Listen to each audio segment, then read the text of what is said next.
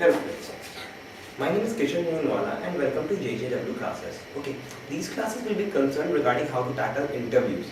Before we go any further, let me clarify what kind of interviews I will be talking about. See, there are many kinds of interview. One is the placement interviews.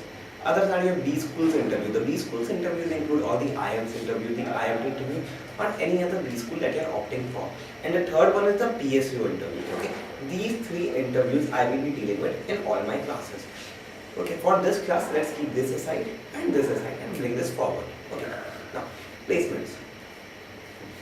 Placements. See, whenever you go for placement of any company, there are few things that you have to keep in mind. Okay, there are few homeworks that need to be done, and the most important homework is reading the company's profile. Okay, so company's profile. Okay, what are the things that needs to be learned in a company's profile?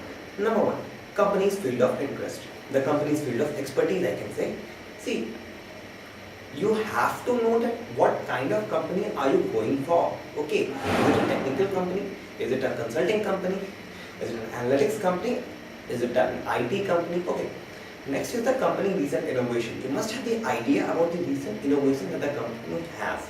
The third is the job profile. Okay, what job is the company offering you? And the fourth is the package. Keeping all these four things in mind, you have to tackle your interviews. Okay, now let's keep. Is it visible? Okay, I guess so. So keep this here and let us answer the first question of any interview, that is, tell me about yourself. Tell me about yourself. Now, how do you answer this question?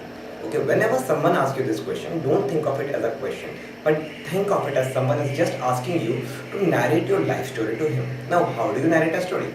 You start from the beginning, okay, you cover all the important facts and then you come to a conclusion that why are you there? And that is how you have to answer this question. Okay, so let's drop these two for a while and then let's start forward. Okay, now you are telling your story. Okay, so first of all, you were born. Okay, you were born, your name, then your location, wherever you are, wherever you live, then your 10th, then your 12th, and then whatever you are currently pursuing. Okay, now, so got it? Simple. Name, location, 10th, 12th, and whatever you are currently pursuing. Okay, simple. Now let's throw this out and now come to the fact of interesting facts. Okay, now interesting facts. Remember a while ago I told you that there are four things you have to keep in mind while reading a company's profile. Okay, these are the four things that have to keep in mind: field of interest, innovations, job profile, and package offered. Okay, now keeping these things in mind, you have to answer the second part of the question, that is interesting facts. Now, during your college, you might have done some activities. You might have completed some projects or not completed some projects. You might have been involved in some volunteer activities and all. Okay, so these are the things that cover the interesting facts. Now, let's remember this. I'm keeping it right here for a moment now. Company's profile. I'm coming back to the company's profile. The area of expertise. The area of expertise. Now, the company's area of expertise could be of data analysis, pure technical, IT, documentation, or say content writing, etc. Now, whenever you appear for any of these four companies or any years, now only mention those interesting facts that are related to this. Okay, for example, let's say you are from a EEE branch and you have done project in ACDC. Now, if you are appearing for data analysis company, those AC and DC will get you nothing. Okay, you have to only mention those things that are actually going to impress that data analytic person. Okay, so you mentioned that you have been involved in a project that was etc, etc, and you were involved in a documentation team, or you were involved in the accounts team that has some data analytics for it. Okay, now for example, now let's another thing, say you are in mechanical and you have done a project in coding. Now you are a mechanical, your project is in coding. Now how can you appear for a technical company? Now that is how you have to frame your answer.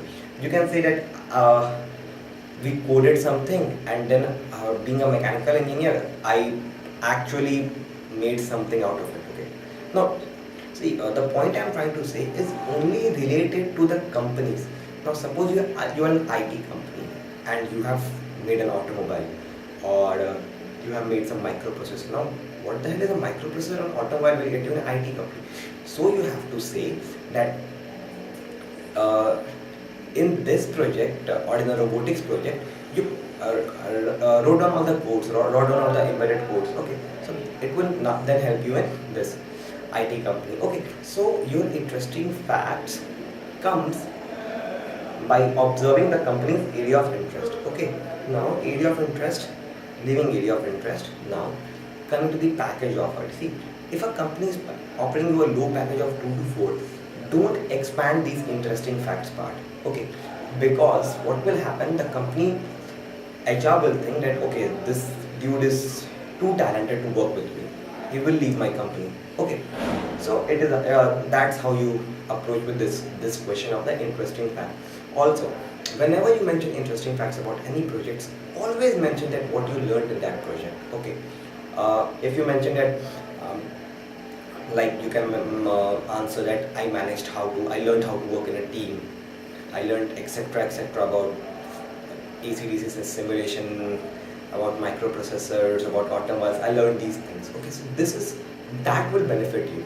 Okay, and also you can say that you were having these problems and you brought out, and you can say that we were fabricating an automobile, we had etc problem, and then we came up with etc solutions for it. Okay, so these all things impresses the interviewer. Okay, so now interesting facts done. I hope you are clear with it. Now coming to the conclusion.